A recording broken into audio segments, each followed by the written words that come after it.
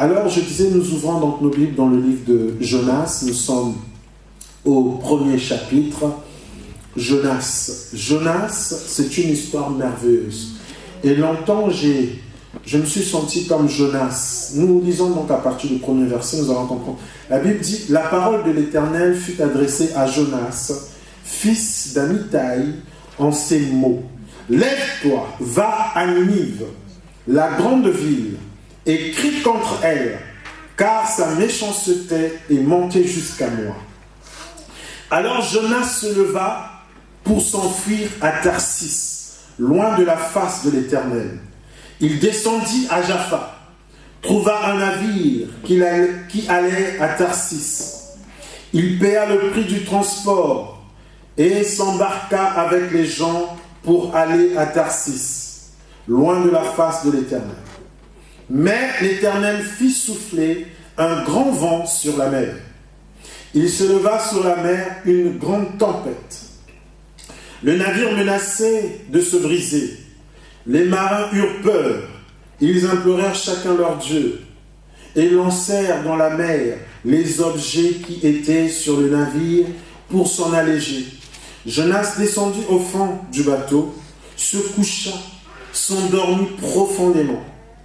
Le chef d'équipage s'approcha de lui et lui dit, « Pourquoi dors-tu? Lève-toi, invoque ton Dieu. Peut-être que ce Dieu se modérera à notre égard et nous ne périrons pas. » Ils se dirent l'un à l'autre, « Venez et tirons au sort pour connaître celui qui nous attire ce malheur. » Ils tirèrent au sort et le sort tomba sur Jonas. Alors il lui dit, « Explique-nous, qui nous attire ce malheur? Quelles sont tes affaires et d'où viens-tu?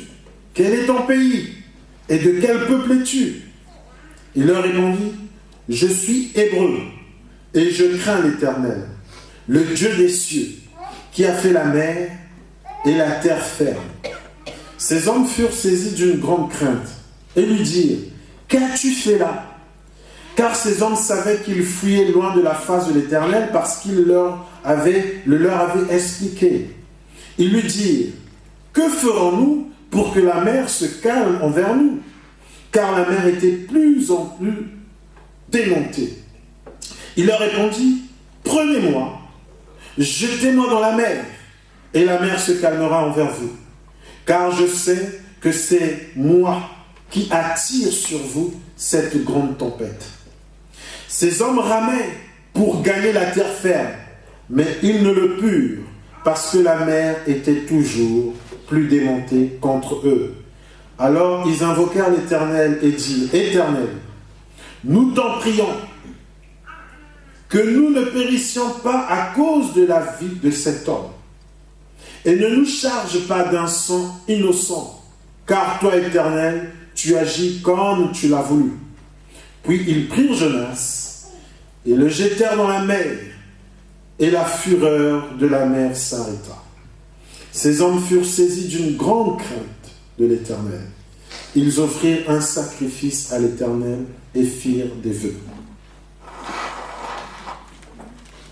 Bien-aimés dans le Seigneur, comme nous venons de le lire, c'est un texte, c'est une histoire vraie, ce n'est pas une parabole, ce n'est pas une illustration, non. C'est une histoire vraie, un homme qu'on appelle Jonas, fils d'Amittai. Et cet homme, Dieu l'envoie à Ninive, une grande ville. Et c'est une ville, Ninive, qui est dans la méchanceté. C'est-à-dire, quand Dieu dit méchanceté, c'est-à-dire ils font l'opposé de la volonté de Dieu. Ils s'opposent volontairement de la volonté de Dieu. Ils marchent comme bon leur semble, selon leur convoitise. Ils ont irrité le cœur de Dieu, au point où leur méchanceté est arrivée jusqu'à Dieu. Vous savez, c'est arrivé que quelquefois, nous nous souvenons de la ville de Sodome et Gomorrhe. Dieu dit, sa méchanceté, son péché est arrivé jusqu'à moi. Donc, ils ont atteint le summum, ils ont atteint le comble, et Dieu est irrité là où il est. Et c'était le cas de la ville de Ninive. Dieu était fâché contre cette ville. Dieu voulait donner une sentence. Dieu voulait déclarer des paroles contre cette ville. Alors, il envoie son serviteur Jonas. Il dit, va à Ninive. Mais Jonas ne l'entend pas de cette oreille. Jonas ne veut surtout pas aller à Ninive. Pour Jonas, ce sont des rebelles. Ils sont voués à la perdition. Ils n'ont qu'à périr. Jonas n'a pas envie qu'ils soient sauvés. Jonas ne veut pas. Jonas, ils sont tellement païens, ils sont tellement sorciers, c'est tellement des prostituées, c'est tellement des gens vilains. Jonas ne veut surtout pas qu'ils soient sauvés. Alors Jonas désobéit. Jonas fuit devant la face de Dieu. Mais écoutez ceci. Jonas se retrouve donc dans le navire. Il a payé le prix de son transport. Il entre dans le bateau. Et quelque temps après, pendant qu'ils sont en haute mer, il y a l'agitation. La mer est dans tous ses états. La mer, ceux qui ont déjà pris le bateau pour une croisière savent. Il y a une agitation. C'est pas possible. Et vous savez, la mer renverse. Quand les vagues sont hautes. Nous voyons beaucoup avec les migrants qui arrivent en grand nombre par le chemin de l'Italie. Nous voyons, il y a beaucoup de barques comme ça qui se renversent et tout le monde se noie. Et donc là, les flots étaient tellement importants. Et curieux, c'est curieux, ils ont chacun compris que ce n'était pas naturel. Ils ont compris qu'il y a une source spirituelle par rapport à l'agitation de la mer. Ils ont compris qu'il y a quelque chose qui ne va pas. Parce que sinon, ils n'auraient pas prié autant. Sinon, ils se seraient dit, c'est normal. C'est la température. Vous savez, aujourd'hui, il y en a qui croient beaucoup à la météo. Et comme j'ai l'habitude de dire, ce ne sont que des prévisions et non des prédictions. La preuve, on a eu le pique-nique dernièrement. On a eu le pique-nique. Et qu'est-ce qui s'est passé? Il a fait beau. Amen. Et le pique-nique, c'était juste avant, je pense, le week-end où il a fait froid après. Amen. Et tout le monde était content. Il dit, gloire à Dieu, gloire à Dieu, gloire à Dieu, gloire à Dieu. Et pourtant, la météo disait, il va pleuvoir, il va venter, ceci, il va cela. Là, il y avait du vent. La mer était agitée. Mais ils ne se sont pas dit que c'est naturel, que c'était prédit, la météo le prévoyait. Non, ils ne se sont pas dit cela. Il y a quelque chose qui ne va pas.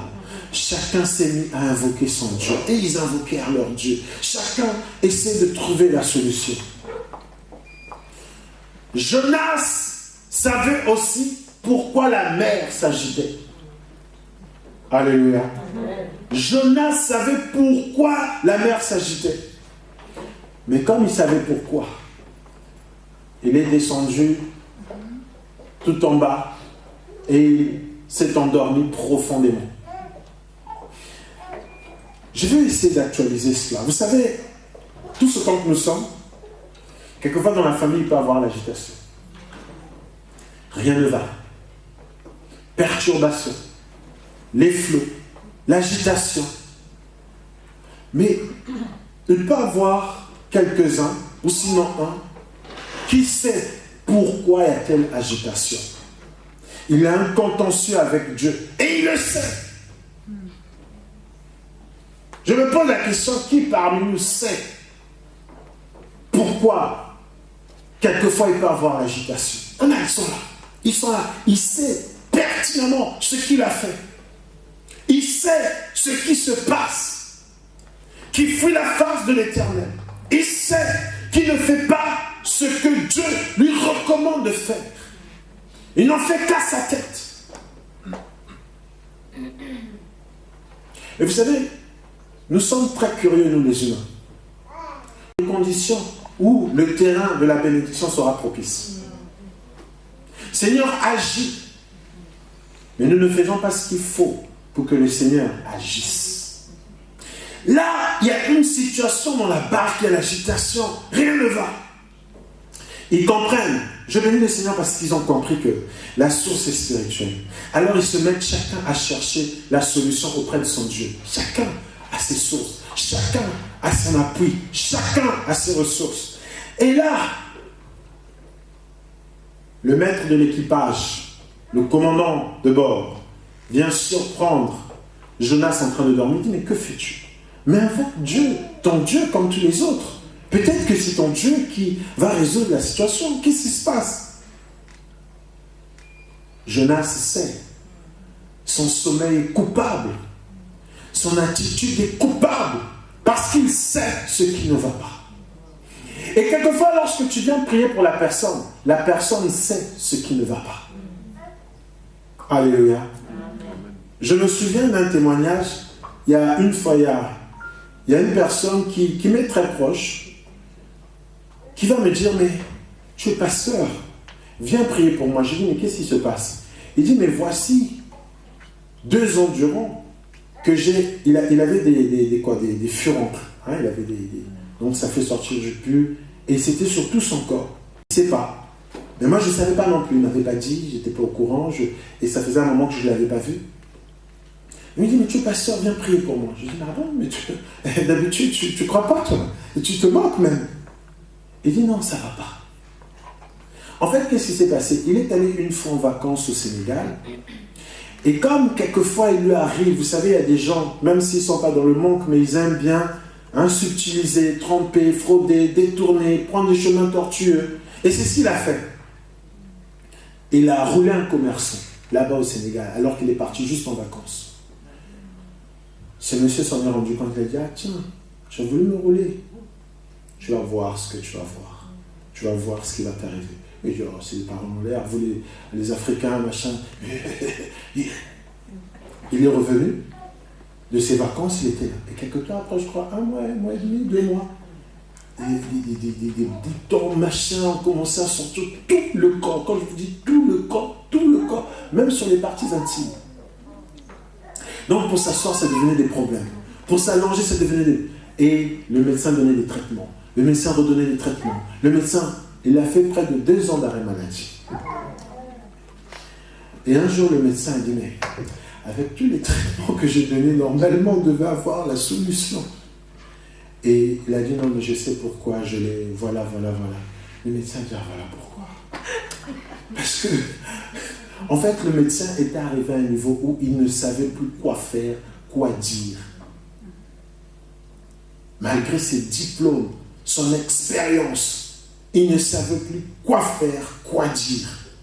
Et quelquefois, même lorsqu'on vient voir le pasteur, on est dans une situation comme ça, où on sait pertinemment ce qu'on a fait. Et on sait pourquoi on vit cette situation. Mais dis-le au pasteur, pour que la prière soit plus efficace. Non! Non! On garde. Mais on veut la solution. La Bible déclare dans le livre de Proverbes, celui qui cache ses transgressions ne prospère point. Ça s'arrête là, point, tu prospères.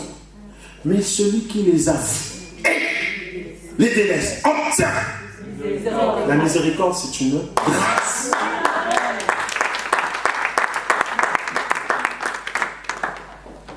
Tu es là, tu sais pertinemment ce que tu vis, ce qui ne va pas. Mais tu gardes.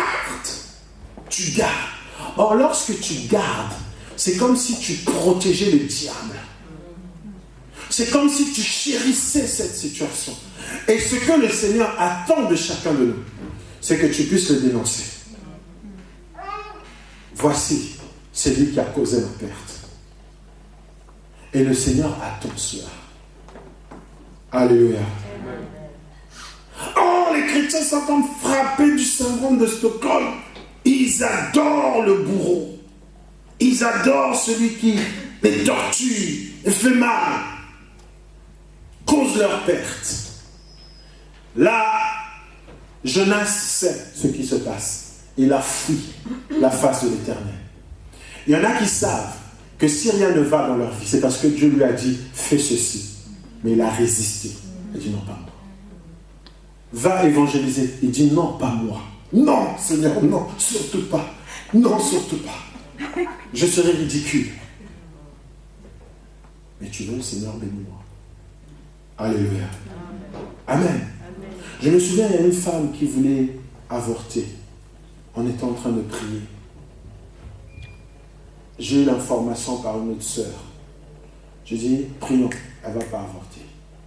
Prions, elle ne va pas avorter. Mais maintenant, il faut qu'on aille le lui dire. On est allé le lui dire. Elle est allée, le médecin qui lui avait dit, viens. Le médecin a refusé. Elle a dit, non, j'ai plus le temps. On ne peut plus le faire. Et mais c'était un rendez-vous. Il dit, je n'ai plus le temps, on ne peut plus le faire. Alléluia. Amen. Donc il fallait avoir le courage parce que la personne, elle a décidé en son âme et conscience de faire ça. Maintenant, toi, tu es qui pour aller lui dire de partir de chez toi pour aller toc, toc, toc, chère voisine, ne fais pas ce que tu t'apprêtes à faire. Ainsi parle l'Éternel. Et quelquefois, c'est un courage qu'il faut savoir prendre. Amen. Alléluia. Amen. Si tu ne le prends pas, toi seul sais ce qui va t'arriver. Et tu vas savoir, toi-même tu te rendras compte que ce qui m'arrive là, c'est parce que j'avais désobéi. Alléluia. Amen. Dieu te dit, n'y va pas, tu y vas.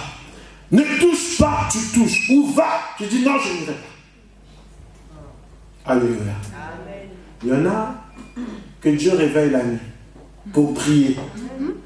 Et soudainement, il comprend, sans que quelqu'un lui dise, en fait, là tu t'es réveillé, tu n'as plus sommeil, c'est pour que tu puisses prier. Mais lui-même, c'est comme une pensée forte, donc une conviction, convainc qu'il faut que tu pries. Il dit non, il faut que je dorme. Parce que dans les heures qui suivent, j'irai travailler.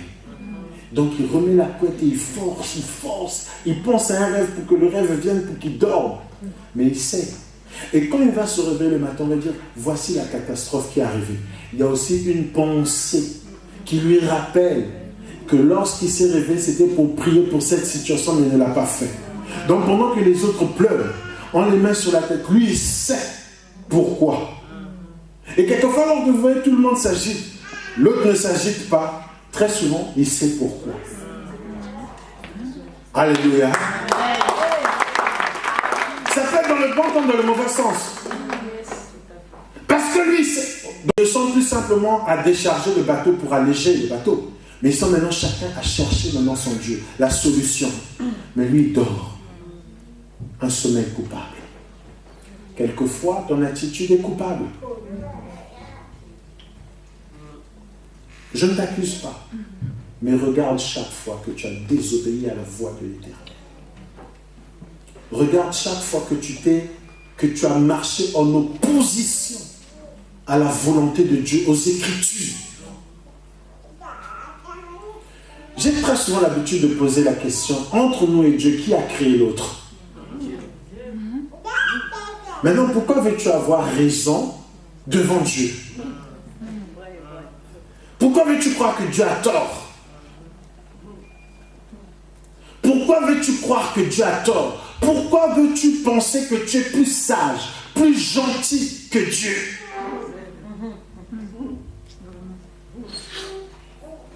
Pourquoi? Il y en a qui pensent qu'ils sont plus sages. Non, là quand même Dieu est sévère. Là Dieu, non, il est trop gentil. Non mais là Dieu est Dieu. Amen. On vient de demander, il dit, en fait moi je suis Jonas. Je crains le Dieu qui a fait les cieux. Regardez comment il présente Dieu. Je crains le Dieu qui a fait les cieux et qui a fait la terre ferme. Et déjà quand il donne cette réponse au capitaine, le capitaine, mais dans ce cas, prie-le alors. Mais comme il ne veut rien faire, alors les autres se disent, bon, on va tirer au sort pour savoir réellement qui nous attire ce malheur. Donc, première des choses, ils comprennent qu'il y a une source spirituelle au problème qu'ils traversent. Deuxième des choses, ils comprennent qu'il y a parmi eux une personne qui leur attire ce malheur. Qui attire le malheur dans ta vie? Qui attire le malheur au milieu de nous? Qui fait en sorte qu'à cause de lui, nous puissions tourner en rond? Qui est celui-là? Qui est celle-là? Mais, bien aimé, il a été débusqué. Ils ont tiré au sort. Alléluia. Amen. Quand ils ont tiré au sort, c'est tombé sur lui. Alors là, ils se sont approchés une deuxième fois de lui. Il dit non, dis-nous qui es-tu? D'où tu viens? De quelle origine es-tu? De quelle nationalité es-tu? Là maintenant, tu es suspect. Alléluia. C'est tombé sur toi et c'est pas anodin. Alléluia. Amen. Quand c'est le temps, tu seras débusqué. Alors, on vient vers lui. Et donc il dit, voici, voilà. Là, il n'a plus d'autre choix que de dire, ce qui arrive là, la mer qui s'agite, c'est à cause de moi. C'est à cause de toi. Mais qu'est-ce que tu as fait? J'ai fui la face de l'Éternel. J'ai fui. Quelquefois, à cause de toi, nous vivons des difficultés parce que toi, tu fuis la face de l'Éternel. Tu ne fais pas ce que Dieu te demande de faire. Tu résistes.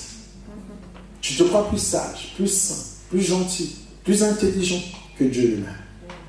Et donc, je crains Dieu qui a fait les cieux, la terre, ferme, et je fuis sa face, et c'est à cause de moi. Il dit, mais alors, que pouvons-nous faire? Jonas avait même la solution. Il dit, prenez-moi et jetez-moi dans la mer.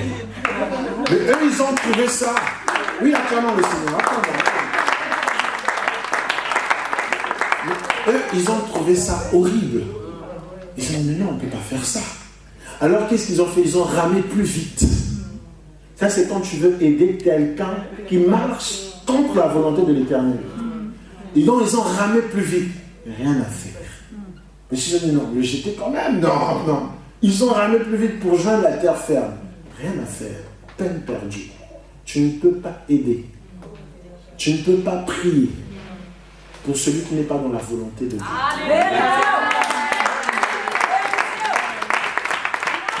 Tu vas lui imposer les mains.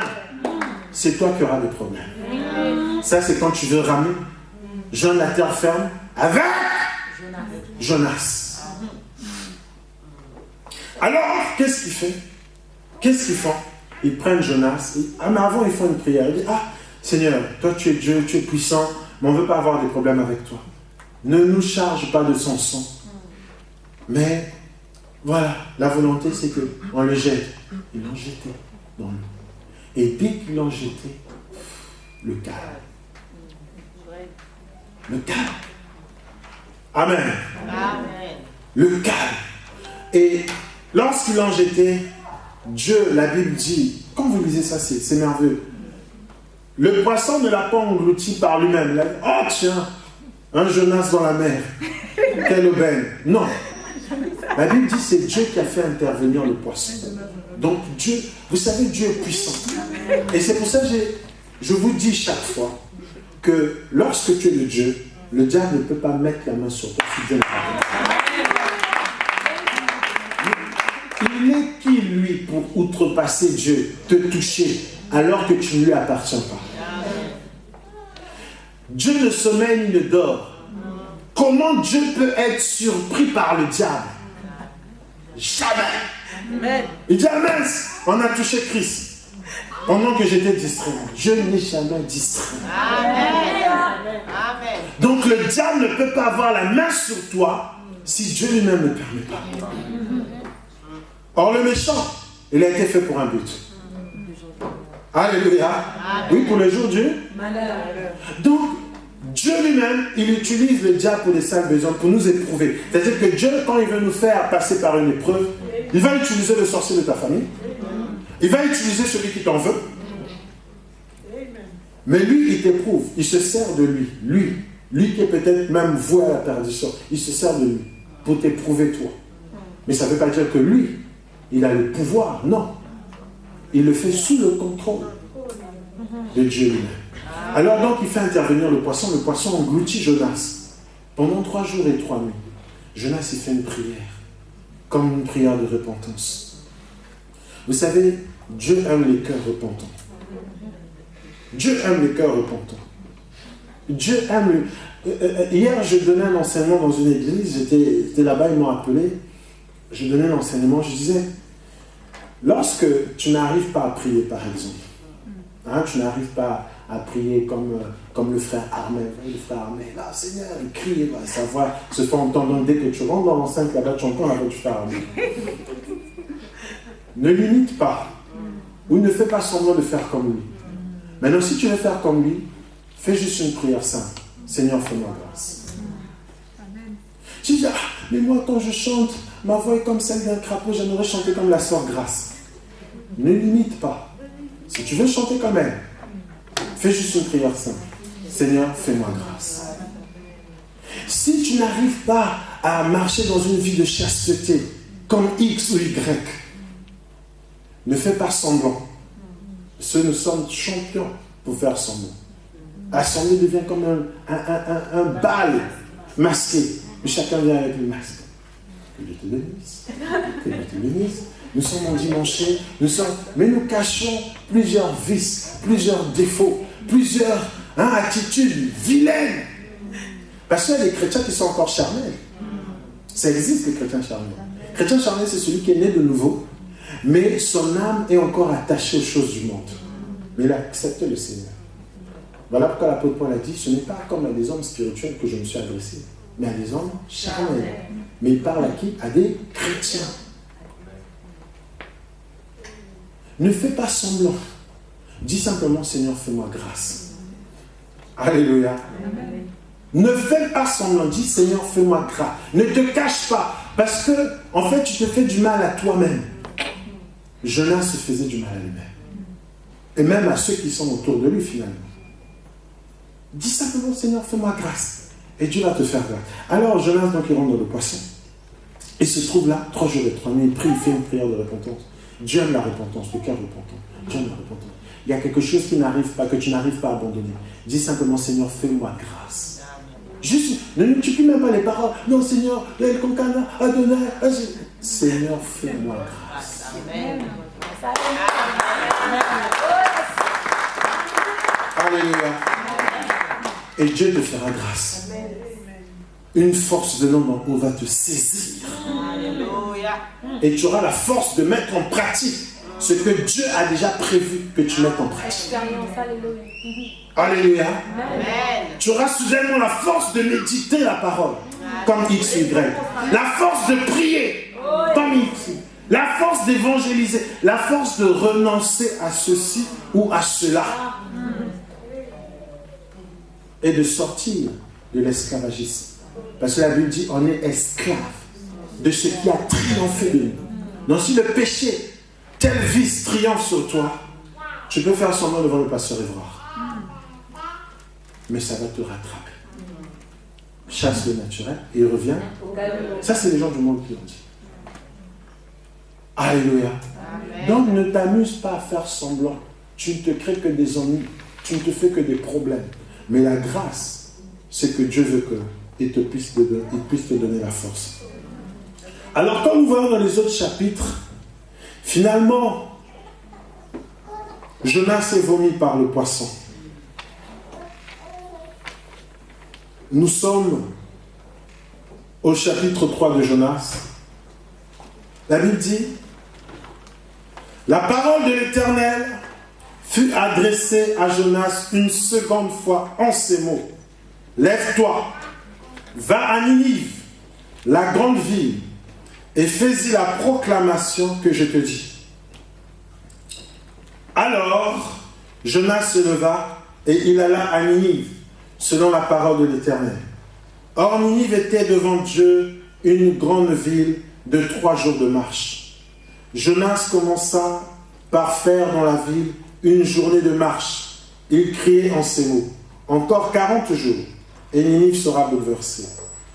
Les gens de Ninive crurent en Dieu. Ils proclamèrent un jeûne et se revêtirent de sacs, depuis les plus grands jusqu'aux plus petits.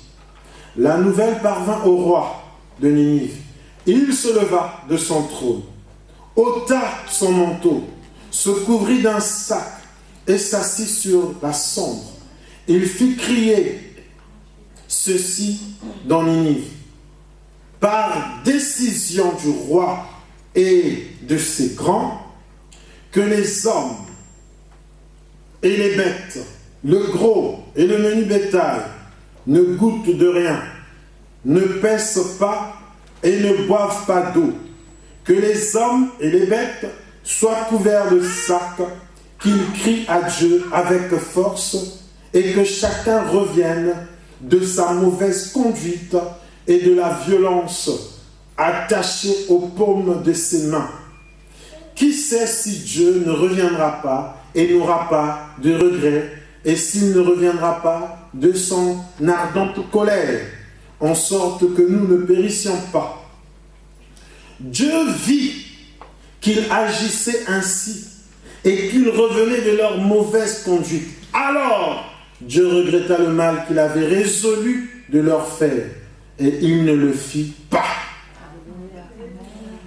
Regardez donc toute une vie, lorsque cette fois-ci, Jonas accepte de rentrer dans Ninive.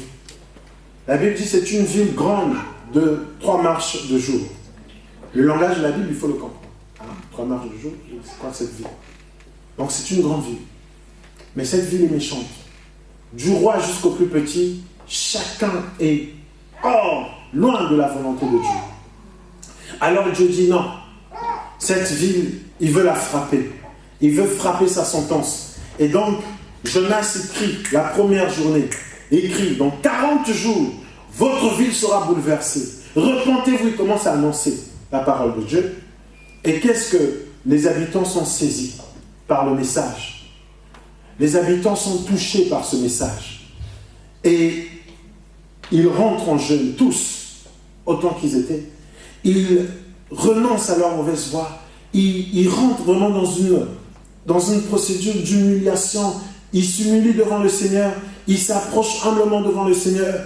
Et le roi apprend cela. Le roi rentre dans la même danse. Et le roi même décrète un jeûne national. Du plus grand au plus petit, les hommes comme les bêtes. Et tout le monde entre en jeûne et implore la grâce de Dieu. Qui sait s'il ne reviendra pas sur la décision? Et Dieu voit que cette démarche est sincère. Vous savez, lorsque notre sincérité, Dieu voit, il sonde les cœurs et les reins. Et il sait que tu es sincère. Quand tu l'es réellement, et Dieu est béni. Et donc là, Dieu a vu que c'était sincère et il n'a plus fait ce qu'il avait résolu faire. Il fait volte-face. Lisons dans le chapitre 4. Cela fut très mal pris par Jonas, qui se fâcha.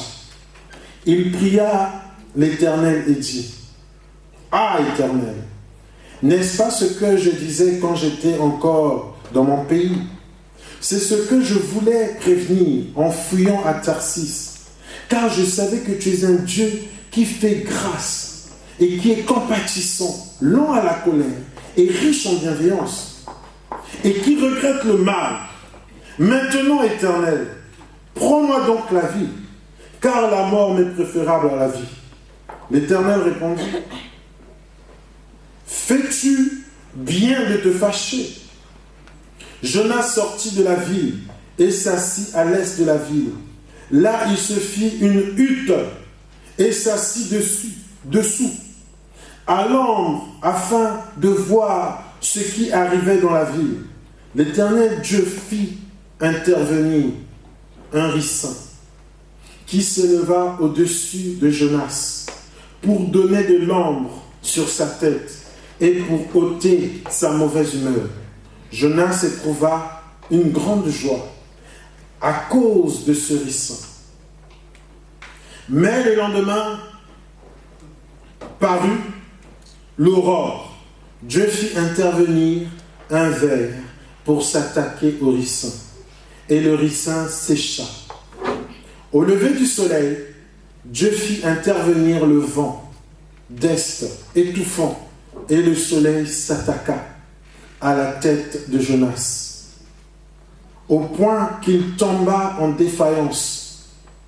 Il demanda la mort et dit, « La mort m'est préférable à la vie. » Dieu dit à Jonas, « Fais-tu bien de te fâcher à cause du ricin? » Il répondit, « J'ai fait bien de me fâcher jusqu'à la mort. » Et l'Éternel dit, « Toi, tu as pitié du ricin, qui ne t'a coûté aucune peine, et que tu n'as pas fait grandir, qui est né dans une nuit et qui a péri dans une nuit. Et moi, n'aurais-je pas pitié de Ninive, la grande ville, dans laquelle se trouvent plus de 120 000 êtres humains, qui ne savent pas distinguer leur droite de leur gauche, et des bêtes en grand nombre. » Amen. Amen. Dieu a d'abord fait intervenir le poisson. Que quelqu'un dise le poisson. Le poisson. Ensuite, Dieu fait intervenir le ricin. Que quelqu'un dise le ricin. Le ricin. Après, Dieu fait intervenir le verre. Que quelqu'un dise le verre. Le verre. Dieu fait intervenir le vent d'est. Et Dieu fait intervenir le soleil. Voilà les éléments que Dieu fait intervenir dans la vie de Jonas. Pour que Jonas aussi puisse connaître la volonté de Dieu. Le poisson est venu engloutir Jonas. Pour que Jonas puisse changer de perception. Pour que Jonas puisse maintenant apprendre à accomplir, à faire la volonté de Dieu. Le poisson, c'est comme l'épreuve que Dieu utilise pour te ramener à la raison. Alléluia. Amen. Quelquefois, tu vis des difficultés, c'est le poisson, mais c'est Dieu qui l'a fait intervenir. Dieu est au contrôle. Ce poisson n'est pas là pour ta mort. Ce poisson-là est là pour t'aider à accomplir la volonté de Dieu. Amen. Alléluia. Dieu fait intervenir le ricin. Pourquoi? Parce que lorsque le peuple de Ninive reçoit la parole, Dieu ne frappe plus Ninive.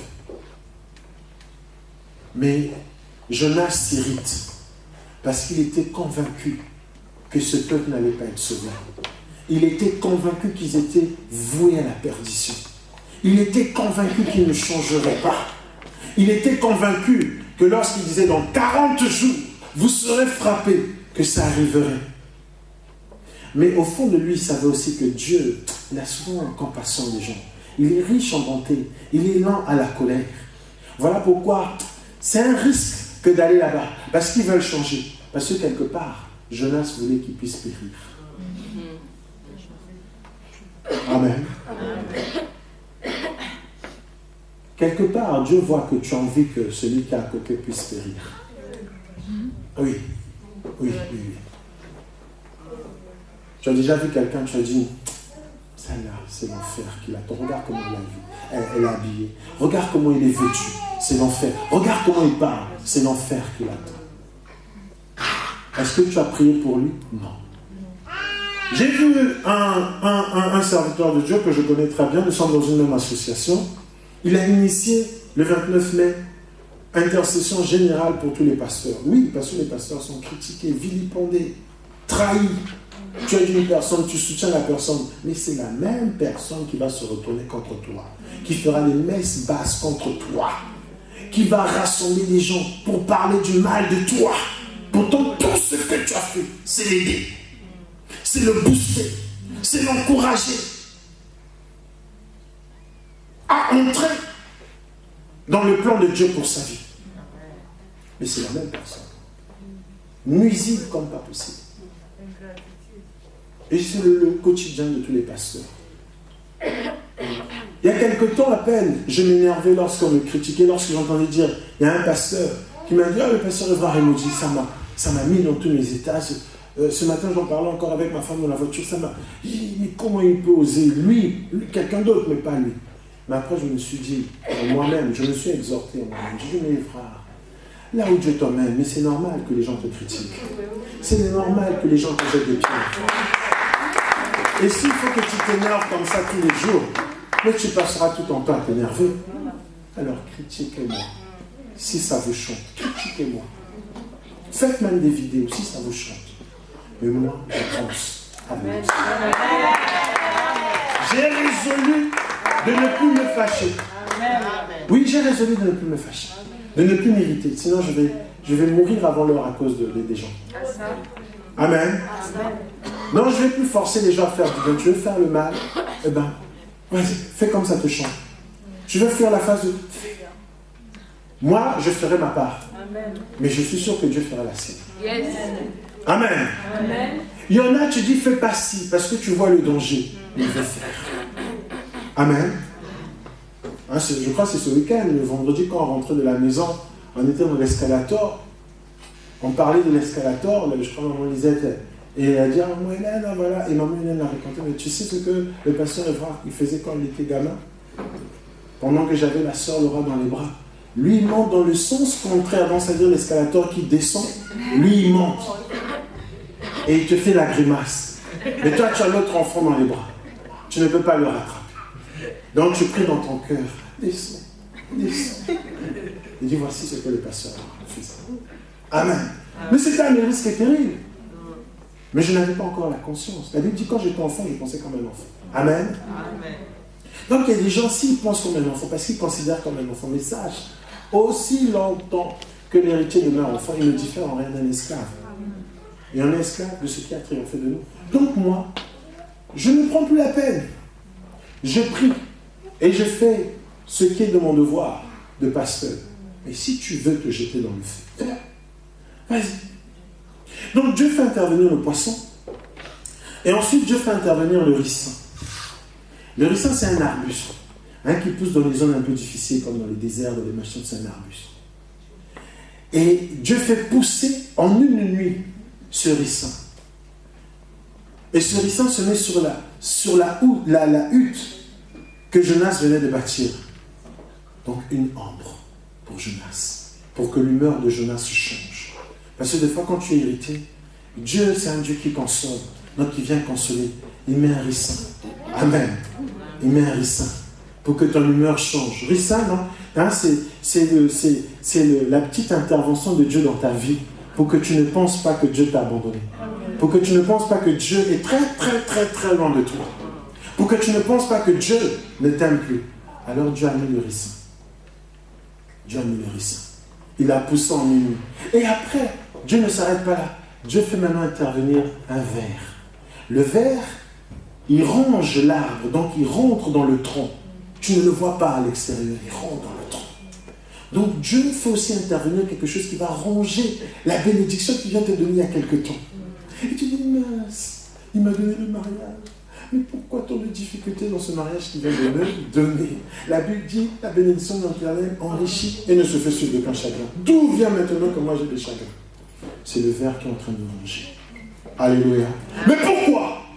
Mais parce que, quand tu considérais que cette fille n'a pas droit au mariage, comment elle peut se marier? Nous on prie, on est là, répétition nous sommes là, intercession nous sommes là, veille de prière nous sommes là, et elle se marie. Non Seigneur, tu es injuste.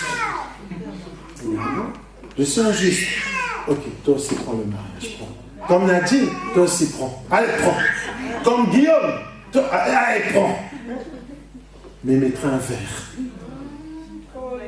Pourquoi il met un verre? Parce que toi tu as le sentiment que toi tu mérites et que l'autre ne mérite pas. Alors que tout est grâce.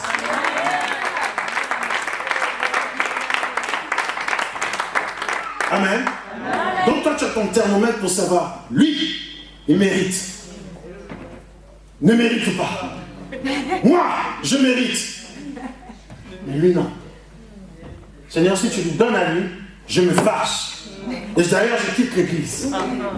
Comment lui tu peux lui donner? Qui a déjà raisonné comme ça? Non, mais, à vous. On est en famille. À vous, frère, grâce à vous. Il n'y a jamais un. Gloire à Dieu. En réalité, à vous. Amen. Non, ma voix. Amen. Mais moi, dans ma vie, c'est déjà arrivé. Je me souviens, j'avais 25 ans. On m'a invité à un mariage. Parce que moi, je m'étais toujours dit à 25 ans, c'est l'âge d'or. Il faut que je me marie, il faut que j'ai un enfant, il faut que j'ai un travail, il faut que j'ai une voiture, il faut que j'ai... Donc à 25 ans, je voulais que tout m'arrive. Tout. Et c'était depuis que j'étais petit que je disais comme ça. Si j'ai pas quelque chose aujourd'hui, c'est pas grave. Mais 25 ans, j'aurai tout. Donc pour moi, 25 ans, c'était l'âge d'or. Et 25 ans, 24 ans, 24 ans et demi. Et c'était une période où on m'invitait beaucoup. Il y avait une église pas très loin de chez moi. Il y avait des mariages quasiment tous les week-ends. Et ceux qui se mariaient étaient de la même tranche d'âge. Et un jour, on est en mariage. J'ai dit, je viens.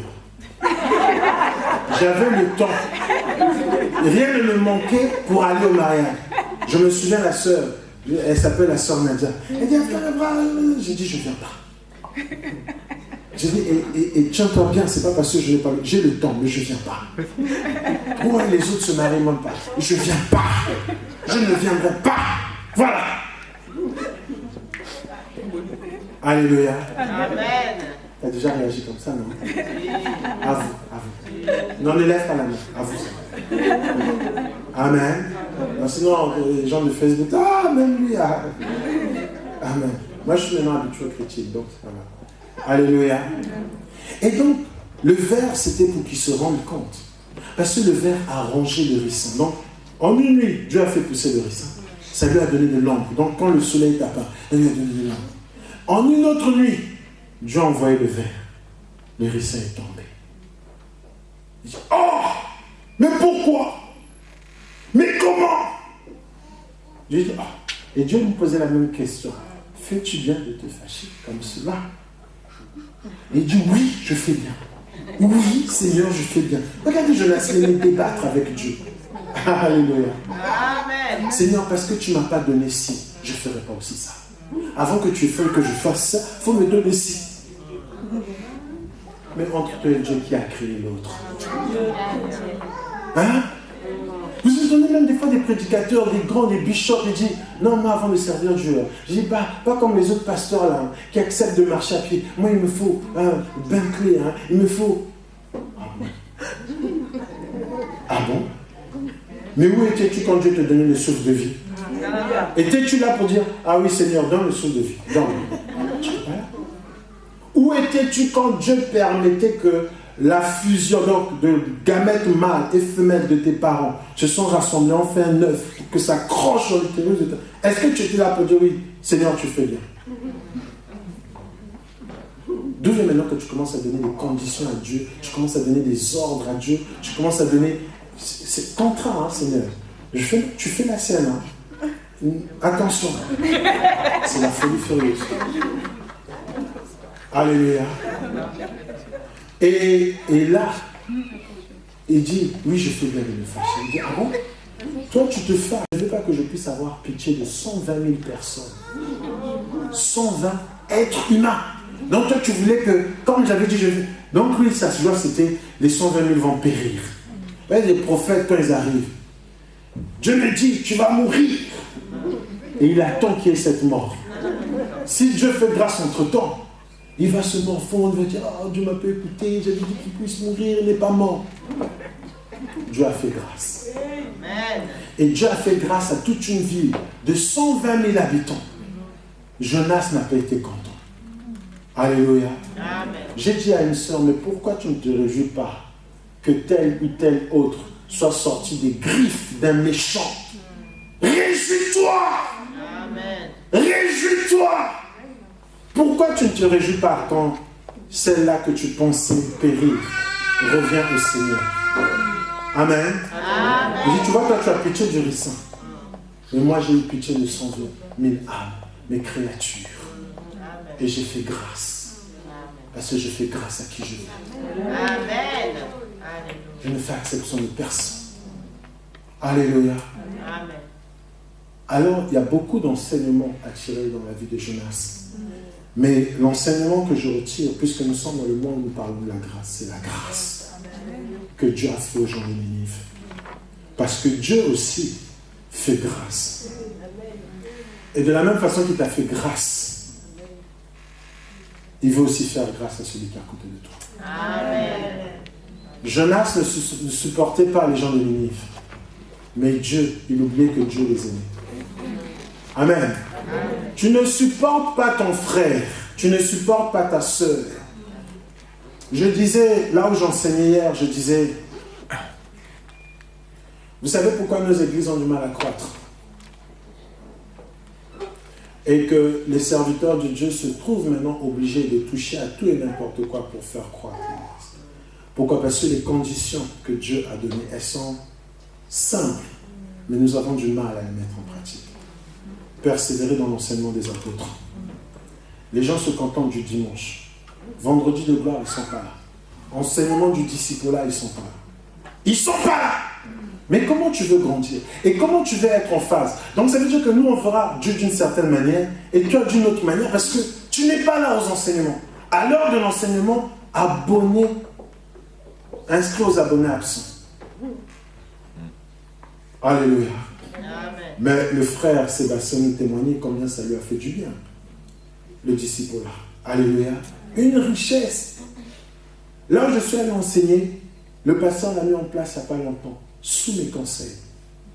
Et l'église est en train de témoigner comment ça leur fait du bien. Amen. Donc ça veut dire que ce que nous avons initié ici depuis des mois durant, c'est une grâce, c'est une faveur. Il y a en même temps les affermissements, en même temps les disciples-là. À la rentrée prochaine, on va commencer l'école biblique. Mais pour qui? Pour des gens qui foulent cette grâce aux pieds, qui la méprisent. Peuple de Dieu change. Dis à celui qui a ton voisin, change. Non, dis-lui change. Change. Amen. Alléluia. La deuxième chose, c'est quoi? C'est la communion fraternelle. La communion fraternelle. Ça fait ressortir la notion de l'amour. Jésus a dit, je vous donne un commandement nouveau. Juste un. Pas deux. Parce que vous êtes trop fragile, léger. Alors je vous donne juste un commandement. Lequel? Aimez-vous les uns les autres, comme je vous ai aimé. C'est ainsi que le monde saura que vous êtes mes disciples. Jean 13, 34. Que c'est dur de s'aimer. Parce qu'on voit l'amour, c'est quoi? Il faut supporter. Il faut être patient. Or, même ici, pourtant, jeune assemblée, petite assemblée, il y a des gens qui ne s'aiment pas. Je ne vous demande même pas de lever la main. Parce que ça fera honte. C'est un autre honte. Non, cache, c'est honteux. Cache ça. Mais on ne s'aime pas. On ne s'aime pas. Non, on ne s'aime pas. Or, pour croître, il faut la communion fraternelle. La communion fraternelle, il faut s'aimer. Dieu dit à ses disciples, Jésus, il dit, si deux d'entre vous s'accordent dans le monde, or, il faut s'accorder comment? L'homme étant tripartite, il faut s'accorder esprit, âme et corps. Et si on est unis comme ça, deux, on prie, tout de suite. On dit, non, mais Dieu, ça traîne, c'est là. Non, Dieu est le Dieu de l'instantané.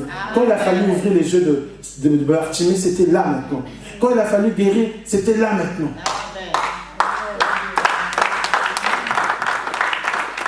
Amen. Communion fraternelle, mais on ne s'aime pas. On est sournois les uns les autres. On est méchants les uns les autres. On n'a qu'une seule envie, que l'autre puisse périr. Si quelqu'un obtient la grâce du pasteur, oh là là, il faut le fustiger, il faut le cribler au peigne fin. Mais est-ce que le pasteur connaît son cœur? Est-ce que le pasteur ne s'est pas rendu compte que... Donc tu vois la haine, la colère sortir de la personne. Allez. On ne s'aime pas. Quelqu'un qui va te faire du bien, c'est la même personne que tu vas vilipender, que tu voudras voir 6 pieds sous terre. On ne s'aime pas. Ça, c'est dans la communion fraternelle. Et ça ne s'arrête pas là. Il faut ensuite la fraction du pain. Mais déjà, pour fractionner le pain, il faut s'aimer. Alléluia. Et une fois qu'on s'aime, il faut maintenant persévérer dans la prière. Et quand on est dans cet état de choses, qu'est-ce qui se passe? Qu'est-ce qui se passe? La Bible dit, il se faisait aux mains des apôtres des prodiges, des signes et des miracles. Ils étaient chaque jour assidus où? Au temple. Ils étaient assidus. L'assiduité nous fait défaut. L'assiduité nous fait défaut. Nous avons notre rythme, chacun a son propre rythme. Tel vendredi de gloire, je vais. Celui-ci, je ne vais pas. Tel dimanche, je vais. Celui-ci, non. Or, puisque c'était comme ça, qu'est-ce qui se passait? Dieu ajoutait chaque jour à l'église. Dieu ajoutait chaque jour à l'église des âmes qui étaient sauvées. Amen. Voilà le procédé pour la croissance de l'église. Donc il n'y a pas besoin d'aller toucher les gris-gris. Quand un prophète te dit, oh pasteur, tu ne sais pas, non, viens. Non, il n'y a pas besoin. Mais il faut s'aimer. Or, s'aimer, ce n'est pas facile. Regardez même dans les couples, les gens n'arrivent pas à s'aimer. Dans les familles, les gens n'arrivent pas à s'aimer. Pasteur, j'ai envie de... Machin, il y a quelqu'un un jour qui m'a dit, pasteur, viens, sinon je ferme l'heure. Il dit, pasteur, si tu ne viens pas qu'une fois, plusieurs fois on m'a appelé comme ça. Ça, c'est dans le couple. À combien plus forte raison maintenant dans l'église? Alléluia. Et voilà pourquoi je vous dis, il y a des assemblées de 1000, 10 000 personnes, mais c'est la pourriture. Charnel. Pourquoi? Parce qu'ils n'ont pas respecté ce procédé. Puisqu'on va aller vite. Mais on n'a pas le temps de faire ce que Dieu nous demande. On trouve ça lourd. S'aimer, pas question. Communion fraternelle, pas pour moi. J'ai pas le temps. Comme on n'a pas le temps. On est obligé de toucher au gris pour des raccourcis. Et on se congratule parce qu'il y a du monde. Mais non! Tas de ramassis. Poubelle. Voie à la perdition. Là, ça devient le chemin large et spacieux que beaucoup empruntent et qui emmène à la perdition. Et quand je dis ça, plus que nous sommes dans le mois de grâce, le mois de grâce, ce n'est pas simplement dire « Seigneur, j'attends ta grâce ». Le mois de grâce, c'est justement avoir un cœur repentant. J'aimerais que s'il y a une personne dans cette assemblée que tu n'aimes pas, toi-même tu sais que tu n'aimes pas. Je n'ai pas besoin de te dire « Vous deux là, vous trois là, vous quatre là ». Non! Toi-même tu sais que tu ne l'aimes pas. Demande d'abord au Seigneur. Seigneur, fais-moi grâce. Parce que ne fais pas non plus sur moi, parce que le pasteur a dit, bon, je viens, comme le pasteur a dit là, donc je viens là. Non! Non! Seigneur, fais-moi grâce. Remplis-moi d'amour pour la sœur Oussine. Remplis-moi d'amour pour la sœur Laura. Remplis-moi d'amour pour maman Trace. Remplis mon cœur d'amour pour le frère Jean-Vianney. Pour maman André. Alléluia. Amen. Et après, une fois que tu sens que ton cœur est rempli, parce que tu as la foi, que ta prière a été exaucée, tu te rapproches maintenant de la personne. Amen. Amen. Tu dis, je t'aime dans l'amour du Seigneur. Et c'est sincère. Et tu te sentiras libéré. Alléluia. Amen. Tu te sentiras libre. Amen. Et tu vas vivre le miracle de Dieu dans ce mois où nous parlons de grâce. Dis Amen. Amen. Nous sommes debout, nous sommes debout, nous sommes debout.